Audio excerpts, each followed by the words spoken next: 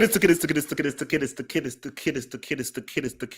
Trying to live, trying to exist, trying to be the best guy that I can be, man. So, guys, look, man, we're here for this Friday show, and we're gonna try to give you a good quality show, man. So, I think really on this show, man, it's tell you a little bit of what's going to happen because things are going to be crazy in England.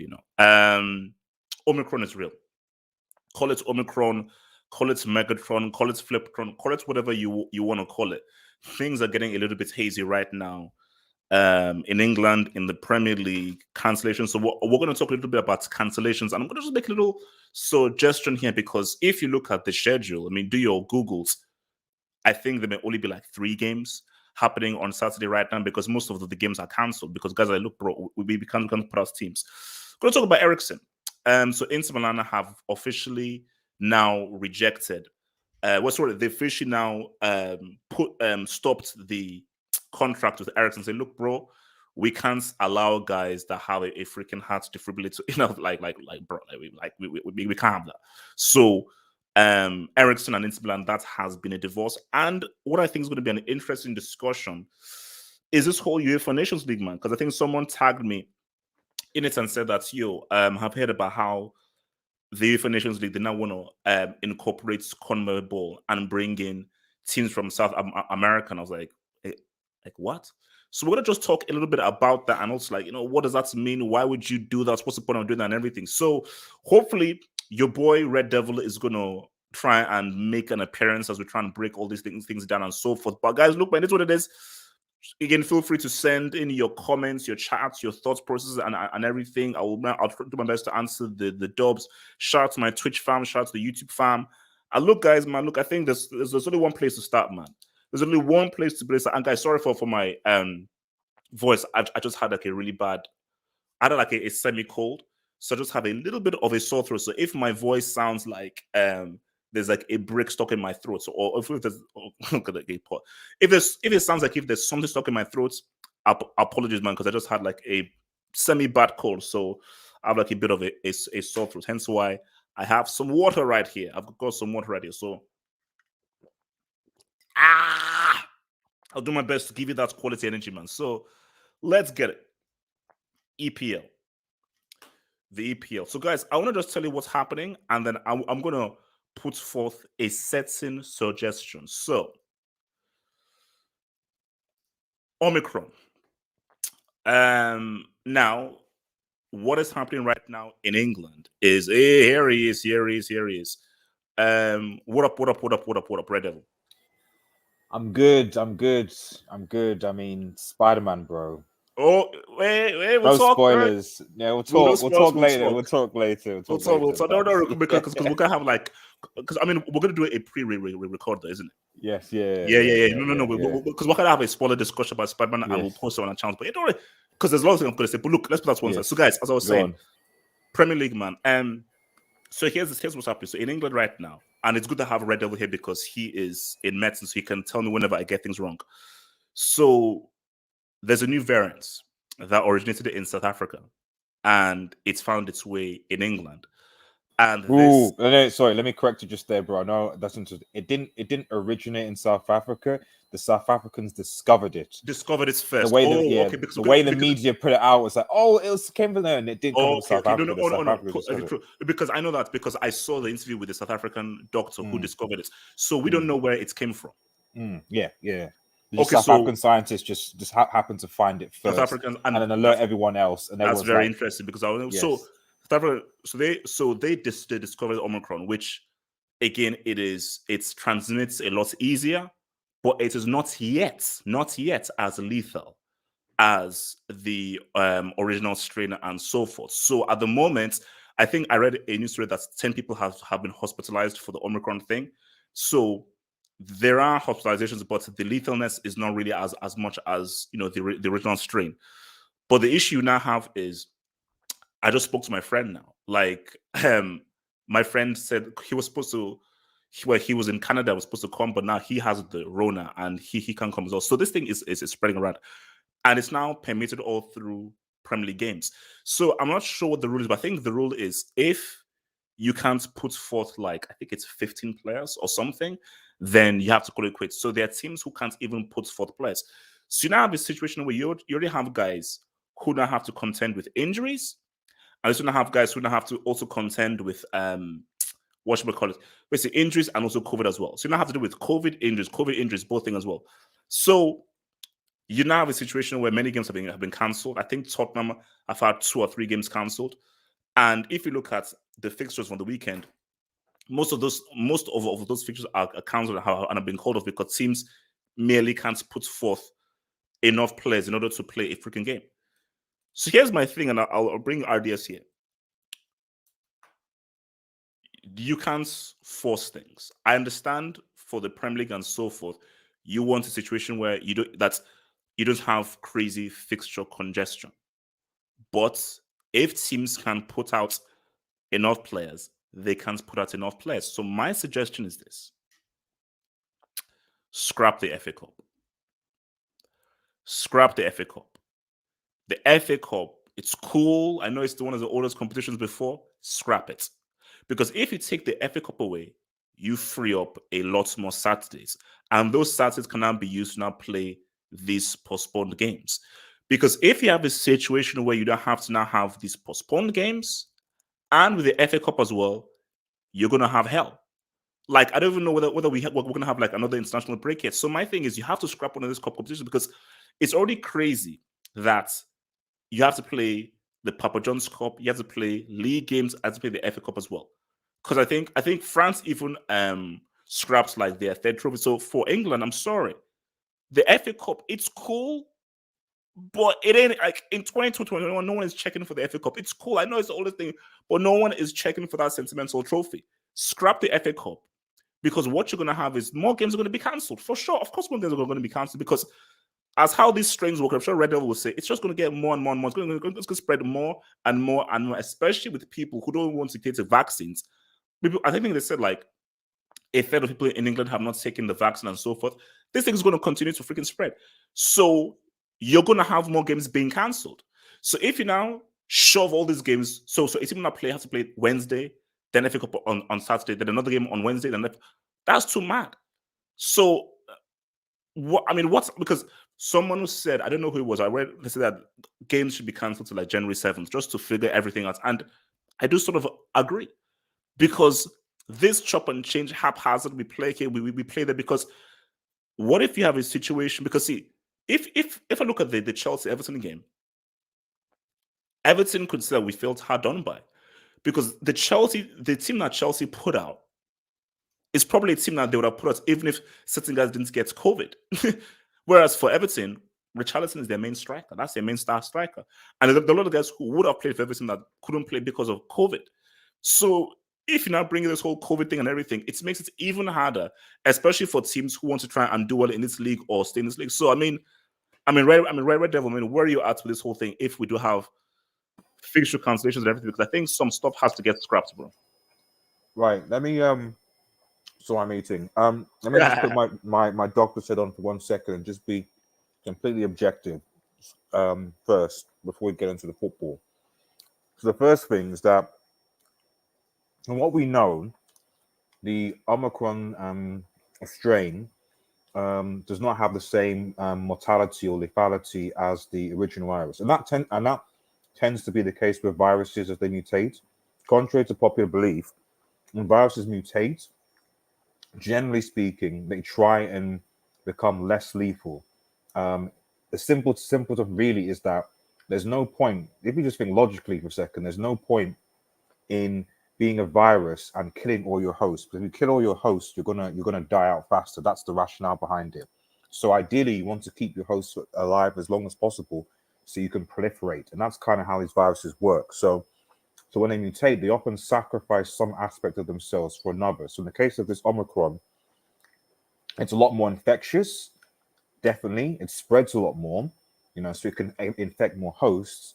But it's sacrificed the lethality, the mortality compared to the previous one. So that's the sort of the biology science out of the way. Like from what the South African scientists have said and from what I've seen, and from what we know in hospitals, the admission rate, the mortality from Omicron is definitely significantly less than the original But my strain. thing was that could it become more lethal? Is there a way where a variant can somehow advance to become more, or it is what it is. It is. It is dependent on another variant. It is what it is. I mean, why I suspect this happening is because think of it in terms of like you gotta.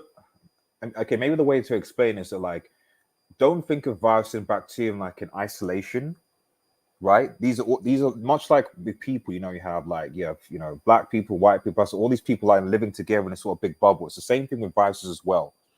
So when something becomes more prevalent, it basically outcompetes the other thing.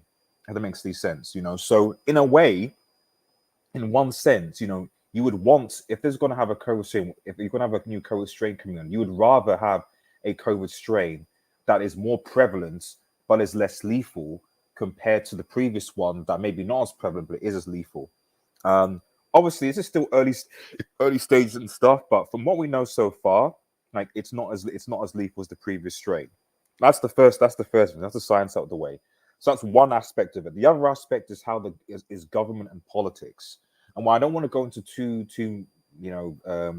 pro-vaccine, that's not what I'm trying to talk about here.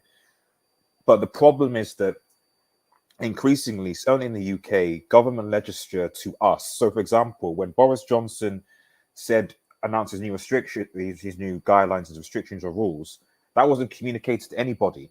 It wasn't communicated to the National Health Service, and it wasn't communicated in this context to the Premier League. And also, remember what that clown said at the beginning of the whole thing, where do we lock down? Do we not lock down? Yeah. Should we go out? Should we not go out? Should you? I was like, exactly. You're the government. No one knew what the hell we were supposed to do because the messaging was so mixed and also messed up. Exactly, and that's still, I mean, this country voted for him, but it is what it is. But that still continues. So part of the reason why we're in this mess is the lack of communication from higher up to organization, whether that's the NHS or the Premier League. So the Premier League in a very difficult situation because they were like, well, hang on a minute, we're going into the busy Christmas period, and suddenly all the guidance has now changed, and you didn't communicate that to us at least 2 weeks, 3 weeks, or whatever it is beforehand for us to implement things. The biggest issue is that obviously, this is talking about vaccines now, is that there is different guidance, obviously, for people who are vaccinated and not vaccinated. So if someone is vaccinated, and they are one of the players in the camp or trainers or whatever is exposed to COVID, then they don't need to isolate. Is this from what I understand of the guidance, right? They can come, they can train, etc. The issue is for those who do not vaccinate, because if then someone who isn't vaccinated comes into contact with someone who's COVID as part of that training room, they now have to isolate. So even though they don't have symptoms, they have to isolate. So what we're seeing in football right now is that, like, because obviously that there are a significant amount of footballers that have not vaccinated, and that's their choice. I'm not here to say either one or the other one. But what I'm saying is that the impact of that is that now if someone has been tested for COVID or they have symptoms, whatever, in a training field, all the players that have not been vaccinated now have to leave and be isolated. Whereas the vaccinated players will just continue, as long as they don't have symptoms and they test positive PCR, can just continue training. Wait, so just because, so basically, that is like a clear rule. Yes, if you haven't been vaccinated and you come in contact, you have to isolate. You have to isolate for 10 days, I think. Whereas if you've been vaccinated, as long as you obviously don't have a positive, if you've been vaccinated, you have a positive PCR, then obviously you have to isolate. But if you're technically, in theory, if you vaccinated and you have a negative lateral flow PCR or whatever, you can just continue playing to training, no problem. So this whole situation will obviously naturally expose the players that have decided not to vaccinate versus the players that did decide to vaccinate, which is an ongoing issue. Now, obviously, it makes matters worse because then when you look at other teams, other clubs are going, well, hang on a minute. Why should, when it comes to cancellation of games, why should, let's say Liverpool, for example, because, I'm speculating that Klopp has been very big about vaccination, etc. for his Liverpool players. So some clubs are like, well, hang on a minute. Why should our players vaccinated? We think, why should we be penalized and be forced to play our games later or fixture congestion because these other teams didn't do X, Y, and Z? So all of this puts the Premier League in a very difficult position because they're like, well, we want to try and get those games. We can't please everybody. So I suspect what will happen is they'll just go, listen, we just have to just do a complete shutdown. Otherwise, it's just going to be a complete fixture mess. Maybe introduce the sort of winter break, resume mid-January. I mean, it's just that it's difficult with football and so forth, because as somebody was saying online is that why don't you do a bubble like the NBA? But the thing with the NBA is because you have they're like less players, less teams, and it's a lot easier to do a bubble in that kind of way rather than having it in in the Premier League. The logistics of having a bubble is a little bit more trickier, and so and you see, my issue is that it comes back to what happened last year, because you have what's called BT Sports, you have Sky, you have the guys in America, NBC, and so forth, who they rely on you screening these games, and I think the Premier League are trying to now do everything in their power to try and make sure that these games go forth. But the issue is, if you like the amount of games that was getting cancelled, I'm like, come on, guys, this is just getting stupid. This is getting stupid, because I think which is why that's why I wanted to hear your points of like, if let's say it's a case of where I think that's complete shutdown, we come back on January 7th, should we still have the FA Cup? Because if you still maintain the FA Cup, plus you have to now play all these games, and now you know what? I'll tell you where they're locking the World Cup. The World Cup isn't in the summer; it's end of the year. But if I recall that this season is going to be later. So what because it messes the fixture, because I think this season ends later than the normal season. Yeah. And then they'll go into next season, and then they're going to push games like it's because you've got to, because obviously there's no. Because what I was thinking, because again, because I know that's it's this, but my thing is that I think because there is no World Cup in the summer, I don't think that's okay. You can push it to May, June, maybe even a little bit of July, because there's nothing in the summer. But now the issue now is, when does that next season start? Because I know the idea is that we're gonna have like first of the season that we're gonna now take a break. Yeah, and the break is not really. But then now, you think to yourself that you now have to start thinking a lot more 4-dimensionally. Does it now make sense that starts the season after the World Cup? You know, whether that's possible. But then, so that's what, so January, February, March, April, May, June, July. It's I mean, it's tricky, because my thing though is that if, let's say, you postpone all the games and so forth, bro, having to do FA Cup, the normal league games, and the postponed games, bro, guys will be playing like 3 games every single week. And they sort of did it when City won it last season, but there's too many. I mean, but this is the thing. It's like this, I try not to get into what's right with political or stuff. What I'm trying to sort of explain to people, chat, is the logistics. It's just how things are going. So what you're saying sounds good in theory, but we're now having to there has to be a collaboration between FIFA, UEFA, the multiple different world bodies like CAF, etc., that now have to come up with an idea that, okay, right, we're going to move this to this. This doesn't affect our national tournament, maybe Asia Cup, whatever it is, when it comes to the fixture congestion. The big issue, to be honest, that there are too many games in football, full stop anyway. There's just too many. 100%. You see, I think it's obviously greed, because people will never say no to too much football, but scrap the Papa John's Cup, scrap it. There's no point, because if you think about it, you have to play league games, Papa John's Cup, FA Cup, and Champions League as well. That's insane. Like, if let's say a team were to, let's say, win the quadruple, you're playing nearly 60 games a season. So yeah, it's I don't know. I mean, I think the Premier. Yeah, go on. I mean, basically, okay, because I want to ask I'll say what I think should happen, then I'll ask you what you think. For me, what I think should happen is you've got to just have what you could do is, if you can put out a team, cool. What games you can. But if you see these numbers rising, I think the best thing to do is shut down for a week or two, reassess, and see what's happening. Because it's too basically it's too haphazard. Shut down for a few weeks, see what's happening, then come back again. And in my view, if you have a whole bunch of if you have a massive backlog, I think Tottenham have I think three of Tottenham's games have been cancelled. So if you have a massive backlog, you've got to scrap the FA Cup. I believe scrap the FA Cup and replace it with the league games and so forth. I mean, what do you think should happen? I mean, personally, for me, I think that if you have you know, at least 11 or 14 senior players that are available, and you know, basically what I'm saying is there should be no you should be able to use academy players basically. Like players like clubs, if you can have at least 14 first team or regular first teamers.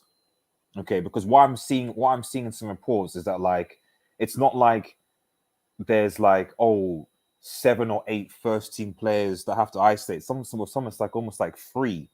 You're like, okay, come on, only three first team players are having to isolate or leave. That shouldn't be enough to to call off a game. So I appreciate that there's more to it than that. But like there might be like coaches and stuff like that might have to isolate, so maybe that also has an impact. But if it's just the players, then I don't really see why clubs can't dip into their academies. I mean, we saw yesterday with a certain Braithwaite character who was from Everton's academy. He just seemed to, I don't know. It's weird. It's like, Okay. Guy's a free academy player, and then you've got it is true, but clubs can make the argument of like, we pay this money for this talent to give us an edge. Mm-hmm. Why should we have to dip into our academies when we've spent a lot of good money in buying these top tier players so we can beat you? What's the risk and reward? Because then you're then now having increasing the chance of injury. So okay, that's fine, but then you're now going to have to play potentially two or three games back to back within a short period of time, and then that increases the chance that said expensive player, especially if they are injury prone already, can get injured. So wouldn't you rather at least? And then that player then is then out for how many games? So then you're like, well, then was it worth it in the first place? No. But then you look at the fans' perspective. So let's say you're a United fan. Do you want to see Joe whatever thingy, whatever, and a whole bunch of kids play? No. I'm sure Everton fans were happy seeing Braithwaite put that goal against Mendy, man. Yes, Everton fans, but I'm talking about City fans. Look. As I said, I've already considered the league. They made. What you need to just help me with. What I was struggling to understand with that game is that these guys had 12 of their first team players out. They had a lot of their first squad out, and you struggle to beat them. I didn't quite understand why. As I said again, I'm in shock because, as I said, like the team that Chelsea puts out is probably a team that they would put out if nobody had injuries or COVID. Whereas for Everton, bro, like Richarlison starts. A lot of their players will start the game, and somehow Chelsea couldn't beat them because basically that game showed me that look, Chelsea, like you're not serious, because if you can't beat these guys who are totally depleted with a team that is near a first team, I mean, like basically, like that's also I feel like I'm normal. Like you can't be taken seriously. I think I'm going to say that sound again could possibly be the biggest flop of the season. That I think he could potentially. Sounding against is one of the biggest flops of all time. Like of all time, not just of all time. Like he's going into the record books of the things of all time, man. Let me get some of those, man. So from your boy Hamza Football Man says, good suggestion on FA, but Queen Lazy tax is deep. Red Devil, they'll never do it. No, they won't scrap the FA Cup. It's even a tradition. I think because do you think they should? If let's say we shut down and there's a massive backlog of games, do you think they should scrap the FA Cup? Oh, absolutely. They should definitely scrap it. I mean, it's the only thing I would say maybe as a possible argument is just that part of the reason why people like the FA, the Cup, is that it's financial for a lot of the smaller lower league teams. So a Red lot of Devil, those teams, we are I'm just living in a once in a lifetime. no, See, for me, I thought that's cool. We're in a pandemic. I'm sorry. I I'm have nothing to say. giving, Oh, but this I'm no, bro. I'm sorry. It's a freaking pandemic, and as what I said, there are already too many games already, and having an FA Cup plus your league games plus the games that you miss, that's an inconvenience. yeah, no, of course, I agree. I'm just saying that like the reason why there'll be a lot of pushback against it is because of the financial thing that it gives to those small Yeah. clubs who obviously have already been struggling financially with the pandemic themselves by not having stadiums and stuff. So yeah, it's that's just the other side of it. But I take the point. From Hazard, Eden Sebastian gave up Michael, is that his on me, middle name? bro. I don't, bro. I didn't know. Is it Eden Michael No, it's Hazard? not. No, it's basically Jeez. I say no. I say no. So I don't know. I don't know what this clown is. Basically, guys, this isn't Eden Hazard, by the way. There's some clown from Eden Hazard.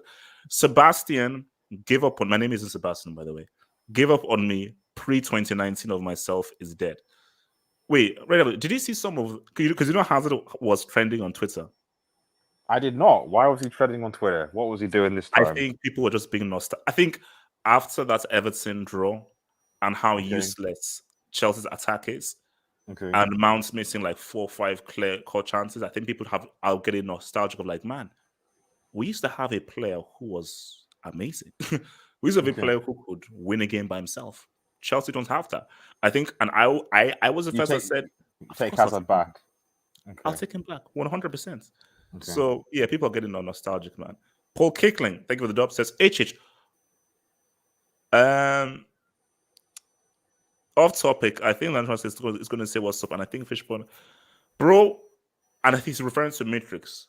Oh yes, yeah. From the stuff I've heard of that film, the film sounds horrendous. Really? Oh, that's what I'm going to say. That film sounds horrid. Paul, I'll watch it. I'll give my review after watching on Wednesday. Oh man. But for what I've heard, the film sounds atrocious, man. The Emirates FA Cup says, you want to scrap my cup? Scrap your CCL cup. See, Emirates FA Cup, I don't mean to be rude. You know, I really don't mean to be rude, man. But guys, the FA Cup, it's vibes.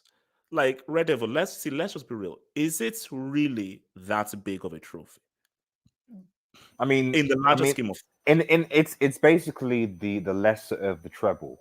So you need it for me to really legitimize basically, a treble, really, you know. So that's the you know, focus of it. you talk about that, but its only use is it's there for your treble. By itself, it's useless, but it's there to really say, hey, this is a treble thing. But by itself, if Arsenal won the FA Cup, so Yeah. like basically Arsenal winning the FA Cup, we still clown them. So oh yeah, no, exactly. Arsenal winning the FA Cup hasn't stopped us from clowning them. So what use is the FA Cup if when you win it we can still clown you and abuse you? So it's a nice little trophy to have and everything. Like Leicester won it, but it is nowhere near the same standard. Like I was thinking, you can't scrap a league, which is why what Uber Eats did was stupid, and it effectively stopped Liverpool now getting the Ballon d'Or. So you should always try to finish the league, bro. Like a cup, you see. Carling Cup, well, I think what's already in the quarters. So we're already there. So there's no point. And also Chelsea could maybe win it as well. So like we're already there. So there's no point on the ball for the other one, man. Okay, but what do you think will happen though? Because I think that United's game is off, isn't it? Yeah, it's both. So we're already 2 games in hand now because we have to with Brentford and Brighton. So and I think Tottenham. I think they've 2 or 3. I think Tottenham have exactly. So this is obviously the thing. It makes so now you're looking. I think there are only 3 games tomorrow. Yeah, exactly. So now, like it's almost like you can't really look at the league table. Really. Aside from City and Liverpool, they're obviously doing their thing, and they seem to just be having their own title race. It seems. Well, no, Chelsea's in the title race as well. Red Devil, 4 points behind. Red Devil, we can't beat a poor man's Everton, and we're done. So please don't ever give me another reverse crap. It's not reverse. What about the treble? What about? We're coming. The boys are back. For this year, at least it's done. For this year, at least it's done. Okay. you know, bro, you 50-50 Lil, right? 50-50 Lil. Okay, so guys, look, man, let's bring in this next one, man. Where are we at? 30-20. It's real, and I think I always knew this was going to happen. So, Inter Milan have scrapped and have terminated Eriksen's deal. So they've terminated his contract. He's no longer an Inter Milan player because I think part of the rules is you can't have like a defibrillator or Iron Man device when you're playing in the Serie. Yeah. Now I don't know what's the I think they said that Thomas Delaney has one. Some player has. I'm not sure. I think they said it was Thomas Delaney. Because my thing for Eriksen is, I think of Aguero, and I say to Eriksen that okay, maybe you still want to get the bag, you still want to get a bit of money. You've not really planned for life outside of football, man. But I'm thinking to yourself that, bro, call it quits, bro. Call it quits. You are loved in Denmark. You can easily get a bag and work for Danish TV and so forth. And again, I'm not sure whether there are any other clubs that would say, "Oh, yeah, we'll allow you to play with a heart defibrillator." And also, and my thing is, we don't know how good Eriksen can be, and we don't know how much this thing has affected him. So, what clubs will say, "Oh, we'll take Eriksen, but we've not seen him play since that incident at the Euros." So we don't know whether we're actually going to be getting a lesser version of an Eriksen. Because before you buy something, you've got to see how it runs. And we don't know how much. Because again, Eriksen played that instance. Oh, bro, many things we don't want to get. And he was playing well for Inter. But again, could it have affected him, man? So, I mean, so Ardis, man, I mean, should he do what Aguero did? Call it quits. I'm not entirely sure because obviously the reason why he can't play in Serie A is because, as far as I'm aware, I think they said they don't allow players to play with internal defibrillator devices in their leagues.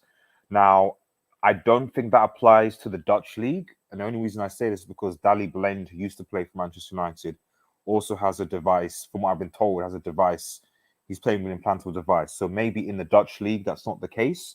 So there presumably are other leagues where, you know, whether because they either don't care or whether because they have a system or structure or the laws are, I don't know what it is, but basically there's variance between different leagues. So I think really for Eriksen, it'll be a personal choice. It's like, do I miss the game? Do I want to play football? And if so, I think the thing is Daley Blind. Yeah, Daley Blind. Yeah, that's what I'm saying. Daley Blind. Yeah. Okay. He has like a heart thing. Yeah, he has an internal defibrillator in him. So like if the heart ever goes into regular rhythm, then it will sort of shock it into normal rhythm. So yeah, I think it really depends on him and his love of football. Like there are clearly leagues around the world where he can play, but I don't think it will be essentially. I don't think you expect to see him playing at the highest level. I'd be very surprised if the Premier League and Bayern had similar situations. Maybe they do under certain circumstances, and then it's his own personal choice. You know, I would suspect that maybe in the Danish league, for example, maybe closer to home, possibly something like that. You know? Yeah, no. I mean, look, my thing is that again, medically speaking, you don't know what the doctors have said because again, like, but see the people that have had this, like Daley Blind, who have this heart thing fitted into them, did they ever have an episode that Eriksen had? So my thing is the severity of your heart condition also plays a big part. So obviously for Aguero, the severity was so much. Doctor said, "Nah, you can't do any excessive stuff. You've got to stop." So maybe for Blind and so forth, okay, you've got a heart condition, but based on our medical advice, you can still play. So my thing is that because I don't know yet whether the doctors have said to Eriksen, "Oh, we're going to give you the all clear to." Well, the thing is, you see, again, you're the medical guy. I'm not the medical guy, but just based on my normal logic thing, man. Yeah, bro. Well, the thing is, If at you have the an end of episode like Go on. that, where people had to pump you, I don't know how you go from that to now playing high level football.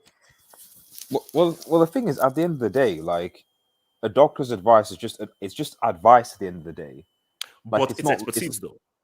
Yeah, no. Yeah, of course, it's expertise. But what I'm just saying is that like it has no power in and of itself. So the doctors may have advised Eriksen like, yeah, you shouldn't, for example, let's say. But if he's like, nah, screw you, I want to take. It's like you maybe using like boxing as a good example. Yeah. Where like if doctors go like, like, bro, well, okay, boxing is better now, but back in the day, let's say, they would be like, nah, you shouldn't, and the boxer would go, no, I want to go down the ring fighting, for example, like even I've gone And ahead then, of you, and I'm then going you to see keep what on happens to going, Ali. and they see what happens afterwards. Exactly. So which is wrong. So in the case of it's football, it's similar. It's like at the end of the day, like you can give your advice based on expertise. And I'm not a cardiologist, but they would have spoken to him and told him the options, what he should do. But ultimately, it's up to him as an individual to go, listen, I've done my thing. It's not worth it all. I love the game, however his stance is. And if his stance is, I still want to play football, then obviously he needs to then find a league that will accept the circumstance, because that's when it becomes a legal issue.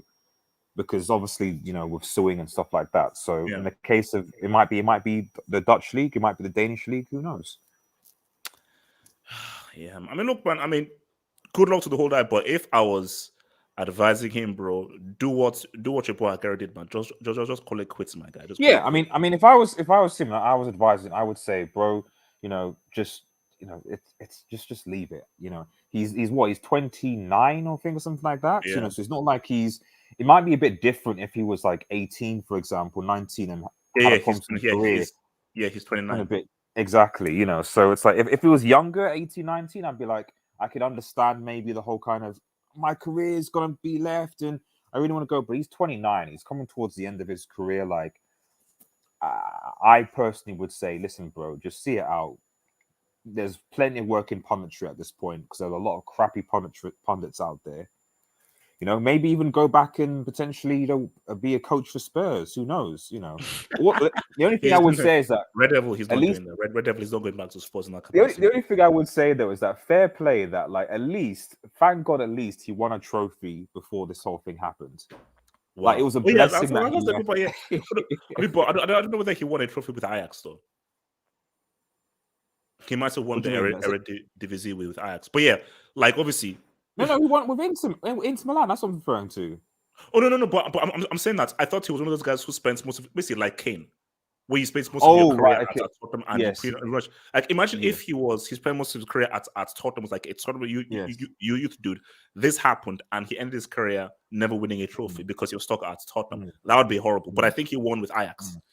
But obviously for Kane, we already know that boy. Emirates Cup says United fans talking about scrapping the cup. Scrap CCL.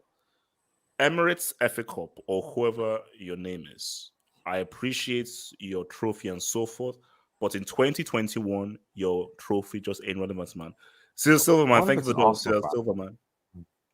Thank you for the dub. Cesar man says all players should be vaccinated. These are professional athletes. COVID shouldn't be an excuse not to play. But again, it goes like, bro, it goes back to because I think that's the issue with Joshua Kimmich. And because the funny thing I said about Joshua Kimmich is it just shows that people are people, because when it's just known that Germans have some of the best medical people in the world. They do. So you think that if you are living in Germany, the home of the finest in medicine, you think that Kimmich, surely you'll be like, yeah, well, of course I'm going to trust the medicine people. I see, again, I'm not here to try and force anyone, but because my view is this. Of course, at first I was like, I don't know. My uncle is a heart surgeon. He's based in Atlanta. So if my uncle, who is a heart surgeon and a high medical professional, says, get the vaccine, and he explained the whole thing to me, I'm like, because I'm going to listen to somebody who is an expert in the field rather than Facebook or Martin Rosario. Like, no offense, no offense, Martin Rosario. I love him, but if it's between my uncle, who is a medical professional, and Facebook and Martin Rosario, I'm listening to the medical professional. You know, so I think. I mean, the only thing I'll say, so because like I think people know my stance. What I would say is that you know, be, trying being fair and being objective, because I often found it was interesting. Oh, sorry about that. I think that's my machine. Can you hear that in the no, background? no, No. Okay. Cool. Yeah. The only thing I would say is that you can't, on the one hand, say the vaccine has this or that, or etc. And then when someone who is not vaccinated, like say a Joshua Kimmich, experiences what he basically, it seems like, it's probably got what we call long COVID, which is some sort of damage to like some the bronchi in his lungs, which is probably why he's finding it difficult to recover. Anyway, you can't then kind of say, well, the vaccine wouldn't have helped anyway. So it's essentially what I'm saying is, on both sides, like, you don't have your you can't have your cake and eat it, if that makes any sense, and I would always say to people, I was like, one of the misconceptions of the vaccine, I'm not saying you should go and get it, you can do whatever you want, yeah, but what I would say is that I see this a lot, especially in football Twitter, where people saying, um, doctors advise that the vaccine stops you from getting COVID 100%. No one has ever said that. no, it doesn't. No, it doesn't. I see that saying over and over again. Like, there's no such thing as, even as a son, there's no such thing as 100% proof vaccine anyway. That Yeah. doesn't exist. It's never existed. The COVID No, vaccination. like it's a numbers game. It's just a Mm, buffer, yeah. and it's better to have a buffer than no buffer. And my thing is that, look, the situation is, we don't, bro. Even the scientists don't even know, which is Mm, what makes the thing so scary. Is that no one knows what the mm, heck this thing is. yeah. But we have professionals, because we have professionals. We Yeah. have guys that know more. So my thing is, when you're making a decision, they say make an informed decision. Yeah. Just make a decision, make an informed Yeah. decision where I have studied all this data and everything, and I'm making an informed decision. And again, bro, I'm Mm, not one of those guys that say, "Oh my gosh, you're not being vaccinated." How dare you?" Bro, like, do whatever the hell you want, but you have to give me a reason. And if your reason are Facebook articles and conspiracy theorists and one rogue nurse saying something, I'm like, okay, cool, but it doesn't carry as much weight as anything else. Because for me, like, I was reading, I've been, do you know Neil deGrasse Tyson? mm. Yes. Do- Yeah. Yeah. Yeah. Yes, I know him. Yes. Yeah. yeah, like the scientist guy, like, he always says that to guys, is like, it's, he just stresses the fact of, like, research, like, do Mm, your research, and anything that you should do, it should come from a place that is informed. yeah. But The problem is that, like, is that what is an and this you happens to can't word. you can't force anyone, man. You can't force No, no, anyone to you do anything. can't. You And I'm can't. not saying that, but You can't force anyone. So, but like, and this is, I think, that the nature of things these days is what we call confirmation bias.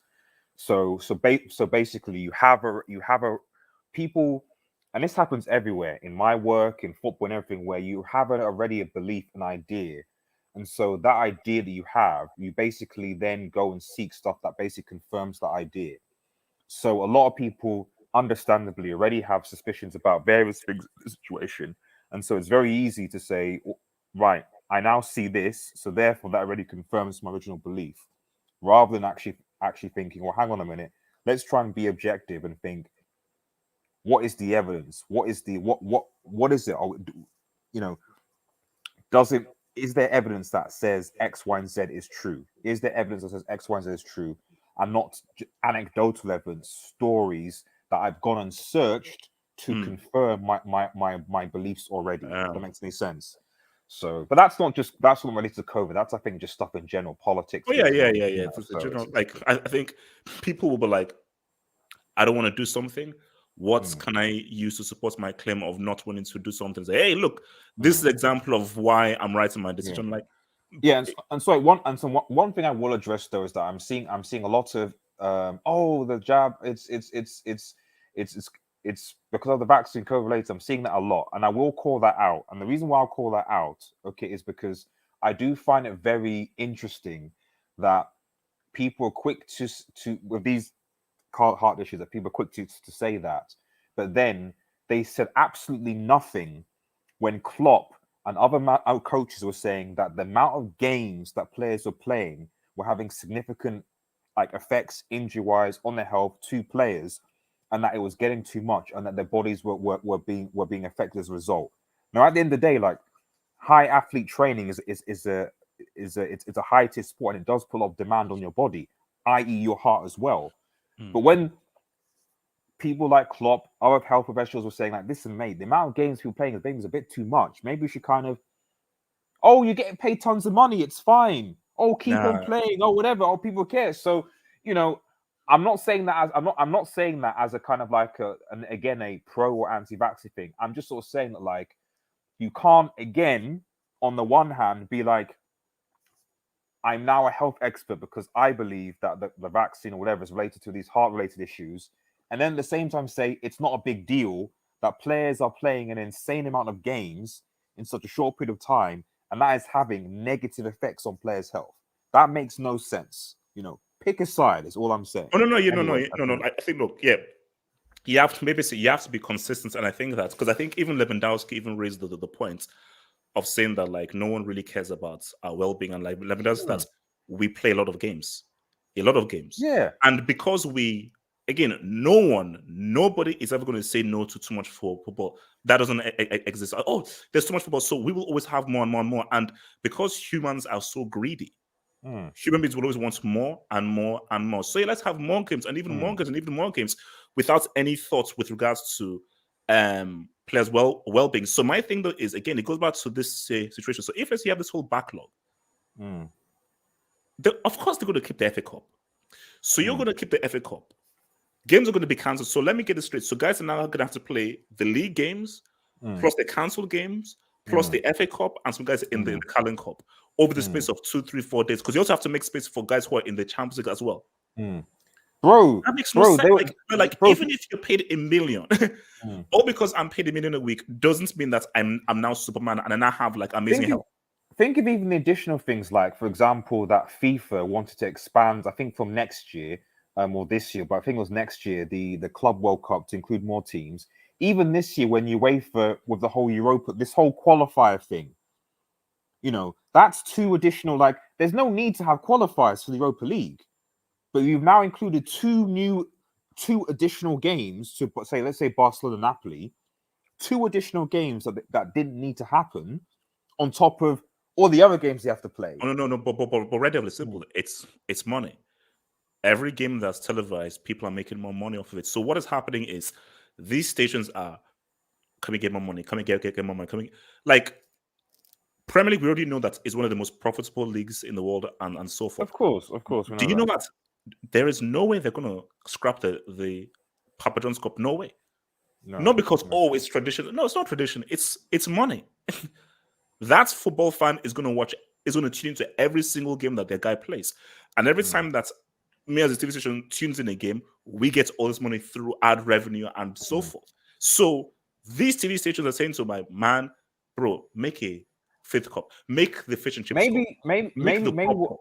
Maybe what they could do. I mean, maybe it's very radical, but maybe what they could do is say, maybe for the Premier League teams or for maybe just this season, I don't know, and say, listen, they should treat the FA Cup like almost like an academy cup. Yes. And say, right, okay, get all the academy players, not like the first team players should focus on their domestic commitments and just get all the academy players, youth players to play in the FA Cup. They'll never do that way you least. But remember when they went after Klopp when he played all the young guys for the FA Cup because I know. Said fixture congestion and guys attacked themselves. I said, wait, why attacking Klopp? You have to have a priority, and a priority is League and Champions League. He said, look, bro, I simply don't have the amounts of players and there are far too many games for me to play my very best team in the FA Cup as well. No, so screw the freaking, like, if I'm a manager and I have to choose between FA Cup, League, Champions League, man, screw that freaking FA Cup. League is bloody important, so is the freaking Champions League. Those are your paramount trophies is your league title and the Champions League. Everything else is freaking second place. So, English says, HH is a hater taking away King Kane's hope for a trophy. English Times, let me tell you one thing. You do realize that Kane is never winning a trophy.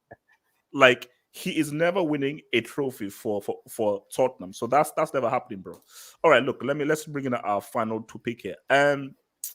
So let's see where we are. There we go. So, Redel, have you heard about this?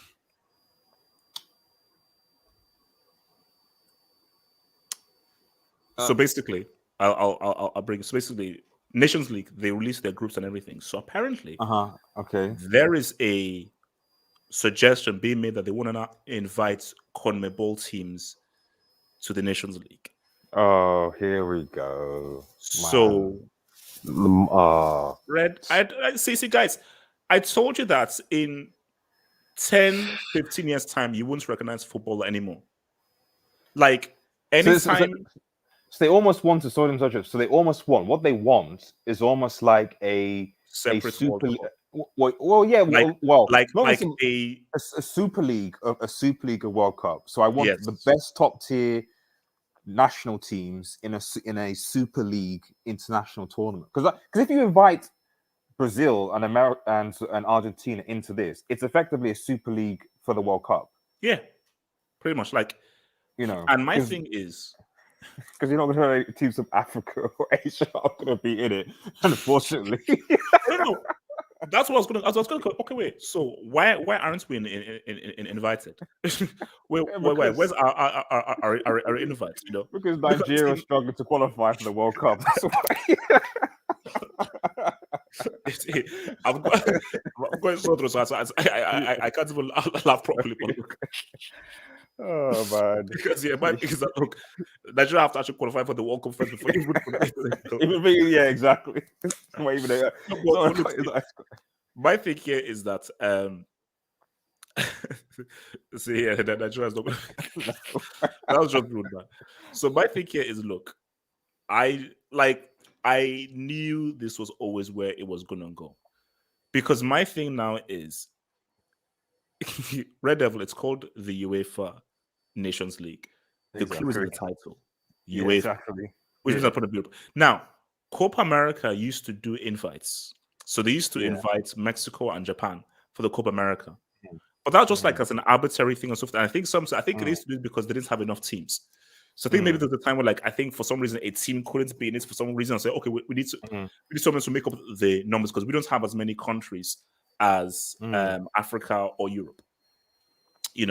That's why Copa America is so small, because of there's so few countries, bro. It's only South America, so not even it's only South America.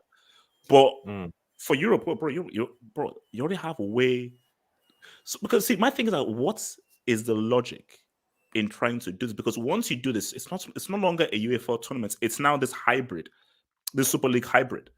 Because the whole point of it's so my thing is always okay. Because I'm even confused now. So is the Nations League there for FIFA ranking, or is this there for qualification? Like, what is its purpose specifically? Because I'm confused. Because I was supposed to, okay, if you win the Nations League, does that mean that you get seeding for the next European Championships? Like, what? Because I know that it was introduced because people were like, no, look, friendlies are trash, and we need to get people interested during like an international tournament or an international break or for international games. So, because once you now do this now, it's no longer a UEFA. It isn't a UEFA tournament anymore. It's something different. Yeah, no, I mean, I think it's like it's UEFA wanting to, you're almost seeing this kind of FIFA versus UEFA battle going on versus club owners, etc. Exactly. So maybe that's a point, because it's a war. It's a war. Yeah, you're seeing this kind of civil war between FIFA. It's this is why, guys. I said Don Perez was right, man. Perez was right. No, basically, you're not seeing the Perez because obviously you don't have. See, I'm all for the Super League. 100%. Like I've always said, I'm always 100% for the Super League. But for something like this, I'm like, because put it this way, the reason why I'm for the Super League is because club for football is entertainment. International football is real. Because for me, because that's why I just love to see countries. Because see, I'm a global kind of guy, so just go, okay, this country against this country. And because international football there's a purity to it, in sense of these are the best Croatians, these are the best French, these are the best Japanese, these are the best Ghanaians. So if they get beat 8-0, it's not because this guy spends more money and so forth. They just have better footballing talent than you guys. But club football is, why am I watching Lugo against Real Madrid? For what reason? Why am I watching what's it called, FC Başakşehir against freaking Bayern Munich? What's the point? Now, when I reach the stage where, like, why am I watching Barca against any Champions League team? That's the point that we've now reached now. So, but for the Super League, it makes sense that should be the natural progression to play, because the club football game is so messed up and the parity is so effed up that the Super League makes sense. International football doesn't have that. It is what it is. That these are who we, which is why I say that I don't like the thing of what's happening is how you now poaching guys from other countries. I guys are not switching countries. No, the moment you play one game for a senior team, that's it. That's your team for life. And that should never change. So I don't want anything of like, oh, I can play one game for this country. And no. You play one full game for this country, that's it. There are no do-overs. So for me, for this is like, no. South America have their own thing. UEFA, this is your thing. Because my thing is like, but then right away, it goes back to the point of making it's about money. It is about money. To Brazil against France. Of course, going to Argentina against Spain. What I would say, and maybe this is controversial, but like, I do prefer the Nation Leagues in terms of I do prefer the Nation League format to the World Cup and international tournaments. So I like the fact that they have because I think I said some socials that I think I would like, instead of this biannual World Cup thing. What I would prefer is that you actually had a tiered World Cup, almost like gold, bronze, silver type of thing. So why I like the Nations League is that the way they do the groups and do the seedings, they have your teams in your groups that have similar parity. So you're not having Israel versus freaking Brazil. You're having Israel against maybe Scotland, for example. And then you have like a promotion and relegation system. So, for example, if they did this international World Cup, you'd have your tier system. And then maybe in the next tournament, that a certain team would progress to the second tier of international competition and the first tier, and so on. Now, I appreciate that might mean that you don't necessarily see more of your upsets, but as we saw with the Nations League, some of the games in the Nations League were the best games of football that we've watched because of that parity.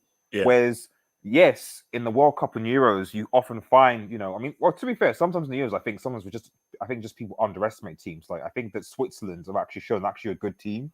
They're not just jokers. Yeah. But the amount of upsets, in quotes,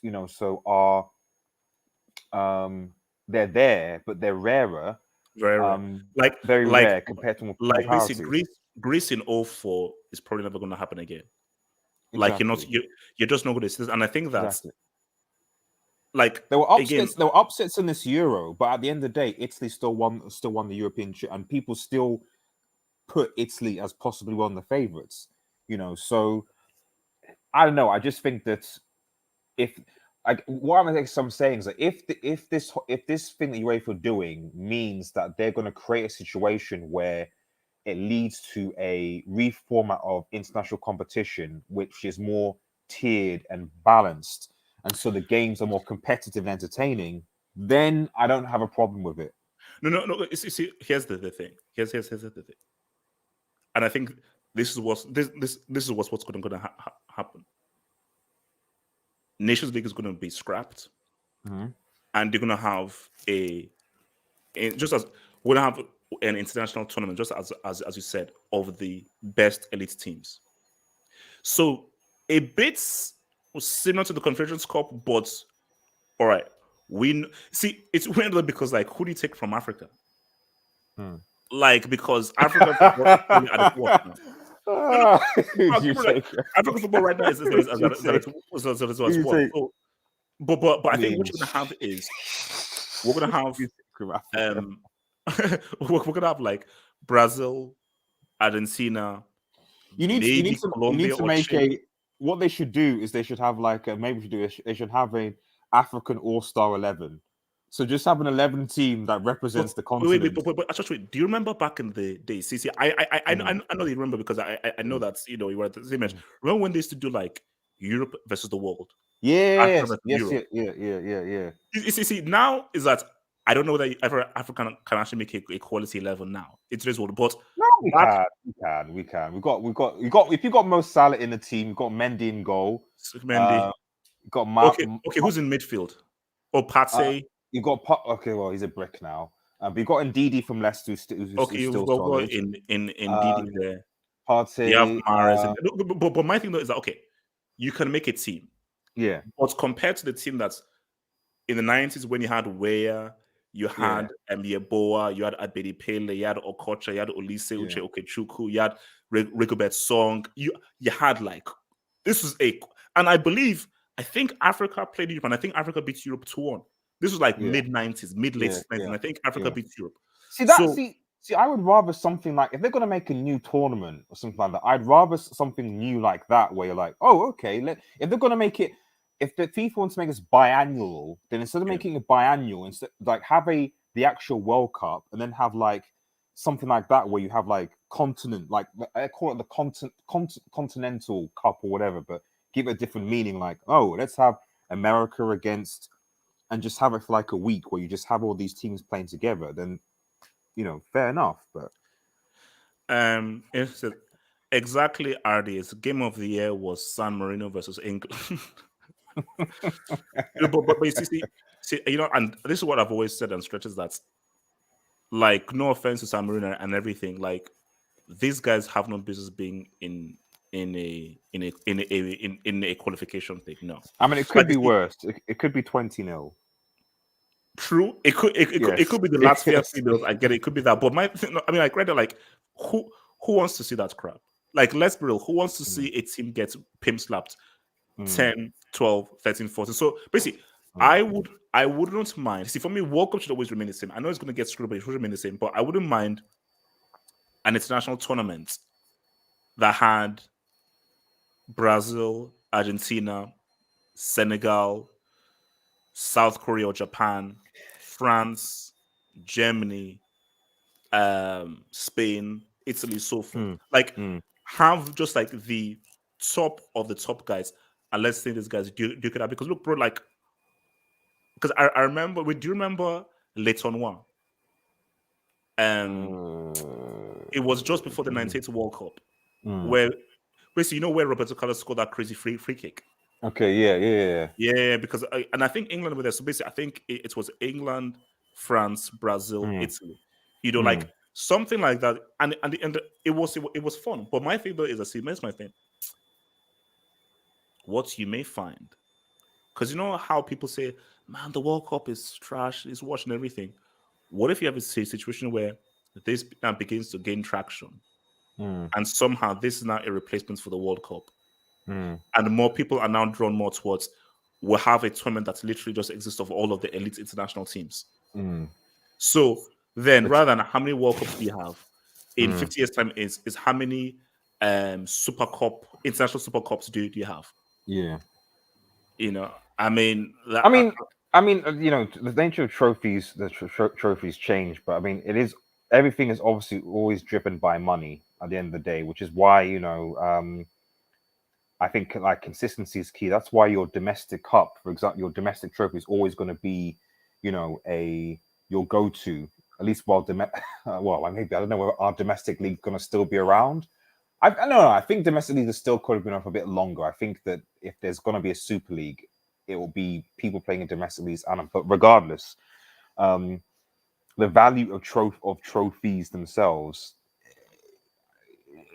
will change. It's just as simple as that, really. So, let's say this will be out of here, man. So Shane says nobody wants to see a mismatch like England versus Iceland. Now, my thing is that who is the mismatch? Is it the mismatch of Iceland having to get to England, or England facing? Because England did lose to Iceland. It did.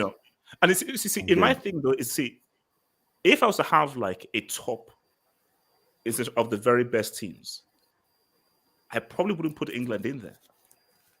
Like, just okay, we want the very best international teams. For me, I think obviously you have to have Brazil, Argentina, you have to have Germany, Well, you have to have France, how you many have to have people? Italy. How many people we putting in this? So if it was like I don't know, maybe Listen, 6. if you're just to reel off, okay, the best teams in the world who you know will guarantee quality games. So you know that you're going to get quality games from them. So for me, right? So Brazil, Argentina, Italy, Germany, France, Cool. Spain, So that's what 6 now, is it? Netherlands. Oh, Netherlands, not you got to put on current form. You've got to put England over the Netherlands. I'd say right now.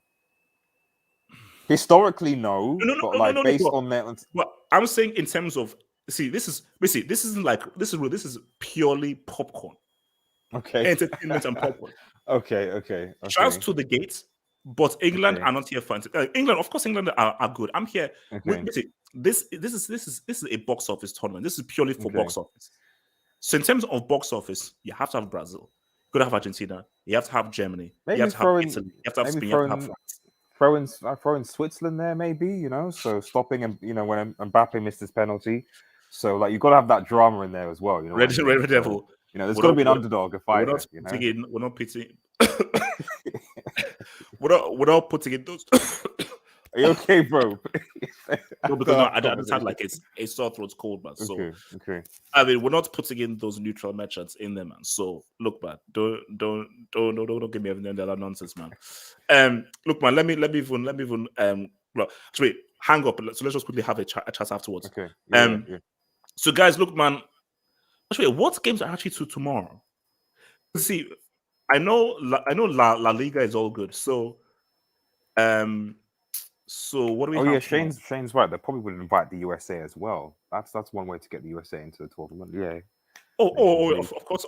Look, Yeah, it's a pretty Trump. Obviously, I know he's not president, but of course they're going to invite Trump. Of course, Trump is going to be there. So we have Villa against Burnley, Leeds against Arsenal, and that's it. But Sunday there are 3 games on Sunday. So Newcastle, Man City, Wolves, Chelsea. Watch Chelsea drop points again.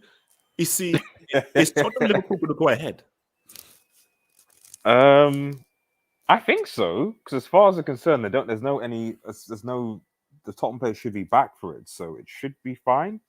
And the thing is, Liverpool and City want their games to go ahead because, as far as they're concerned, they're like chasing ahead of the pack. Oh yeah. Oh, no, for sure. Where we want our games to be played, So it's the only thing I'd be concerned of as Chelsea is that if Chelsea obviously unfortunately drop points to Wolves, then they play City and Liverpool in January. Red Devil.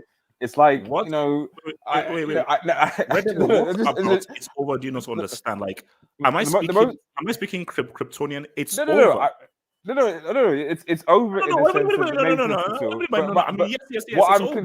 What I'm concerned about is that Chelsea should be getting Consent. dragged into a top 4 race because if you lose, Red Devil, we're already in the top. Red Devil, we're already in the top 4 race. It has begun. Because there's Arsenal fans are now looking at Chelsea going, yeah. Do you know what I was saying yesterday? So do you know what my nights would be? Imagine if Arsenal finished above Chelsea. Oh man, do you know that's something that I could never live down, man. Like if that's the happen, I could never live that down. Also, guys, obviously tonight, in case you don't know, see, guys, look, I mean, because I'm gonna give a shout to my band fam. Wait, right? Do you remember when Wolfsburg? I think they were like 3rd at one point. Yes. Earlier on in the season, because oh gosh, could Wolfsburg do something and everything? I was like, what garbage are you saying? Yes. And at Wolfsburg, I think they're like mid-table or something. They finished bottom of the Champions League group, and Bayern Munich pretty much says they beat the living crap out of them. Yeah. Oh, and also, red guys in the chat, can you see who the goal scorer is at the bottom? Right there. I think he's called Robert something. I don't know what his last name is, but he's called Robert something. He's called Robert something. You see, my thing is, Bayern are going to do 10 in a row. That's already guaranteed. Red Devil, please tell me a legitimate reason as to, or give me an argument for how a non-Bayern team is going to win the Bundesliga. Because this could be 15. Possibly, if somehow by some miracle, Klopp ends up back in the Bundesliga. and even that is a stretch. No, He but, would but need my to thing be. is that even if he ends back there with what players? That's what I'm saying. So he would need to be backed and supported by whichever. I mean, maybe if he went back to Dortmund, and after Dortmund seeing what he did, they may be less hesitant to, you know, to part ways with the players because they've got Klopp. That's the only, like, literally the only is if either Klopp or Pep go to the Bundesliga and are backed by the relevant hierarchy and get the players. That's the only way I see it. And just before we just round up, so obviously we still got La Liga this weekend. Where Barcelona? Jeez, man. Jeez. It's almost January, HH. I'm saying, like, Iniesta is in Japan, bro. I think Xavi might Wait, start to come call on, the look, Avengers. guys. 5 points is nothing, man. Guys, 5 points is No, it's nothing. not. 5 points is nothing. Who else is who else is professional Barcelona that's still playing football? Okay, so Iniesta's David Villa has retired. What happened to Pedro? Is Pedro still playing football? I think Pedro's there, isn't he? No, I think he moved to a La Liga team. I mean, streets. Do you know where's Pedro? Is playing for that? I believe Serie. He says Serie. I think it's Roma. Roma. Maybe Okay, it's yeah. Roma. I think he went to Roma. I think maybe they can recall Pedro there because he was doing their thing. Alexis Sanchez played for Barcelona as well, so maybe he's available. Do you have any ex defenders that they could recall back? You see, my thing is Red Devils? I already told it. I said, look, man, if I see even an announcement of Iniesta, Javi must step down. Like I'm not even like it's for experience. If I an announcement, I believe him. No. Look, here's the thing.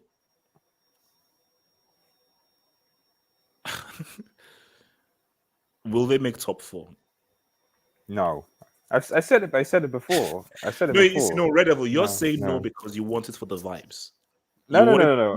I gave a very narrative is pushing you there. I gave a very detailed explanation as to why I didn't think it took 4 because I think that their squad is already stretched as it is with their injuries, and if they're now going to go, assuming and they get into the Europa League and beat Napoli, which looking at it now, you're like, I mean, let's be real, Napoli are the favorites going into that game. No, I mean, it's like, look, people can say Messi, that, and so forth. Messi leaving and this club is like literally in crumbles. How do we go from Champions League to might not actually qualify for the Europa League because Napoli are a better team? And you see, my thing is, if you were to ask me how I need an answer from you. Will Barcelona get top 4? No. Bring back Eto'o. Okay, SMB, that's one thing. Yeah, Eto'o could be a good shot, maybe, but no, they're not going to get top 4. HH. They don't have the score, unless depending on how. I can't say definitively until I see what they do in January. So maybe if rumors are true and that they maybe bring in Cavani or all these or reinforcements, then maybe they can do something. But Redo, do you know what's weird? Because I follow Etso on Instagram. Obviously, he just became the president of Cameroon FA. Yeah. I believe Etso right now would do a better job than Luke with 2 years. Wow. So I still think that Javi should step down if he calls on to Etso because that's unprofessional. But Etso would actually do a better job. I've got a country to run. It's like, bro, I need you to play in the Europa League. Look, if Javi gets on Twitter and just starts begging him and just starts crying, then what? If a guy is crying and sobbing for you and everything, then bro, what are we supposed to do? Your boy Waske says that CFC shirt in the back looks so good. How many trebles did you all win wearing that again? How many Premier Leagues? How many CLs? How many doubles? # the 3 amigos. See, Red Devil. Interesting. Your fellow fans are quite weird though. Okay. Because my thing is, your fan base talks a lot for not seeing your club. When was the last time your club won a major trophy? Like, it's been 4 or 5 years. So you've not experienced winning a trophy for these 4 or 5 years. Okay. Red Devil, I saw a Champions League this year. Like Okay. this year, I saw a Champions League. So, why Sorry, do just United fans? just FYI, is this the same Champions League that you said was a fluke? This is the same Champions League where. Yeah, I'm answering your question. So this is the No, Champions League. it's just you said it was a fluke, so It's the same I'm Champions League where a bit we beat confused. Man City. That's what it was. It was the same Champions League that we beat Man Okay, City. Okay, guys, look, I see. let's get that came out. So, guys, man, I'll be back here. So remember, tomorrow, hangout. Obviously, there are not a lot of games happening tomorrow, but obviously there are La Liga games and everything. But tomorrow, hangouts from 11 p.m. tomorrow, where we'll talk about Aguero, different things happening, COVID things. So everyone is invited. So open hangouts tomorrow. I'll see you guys there. We'll have a lot of fun. Peace out. Stay true. Peace. Peace.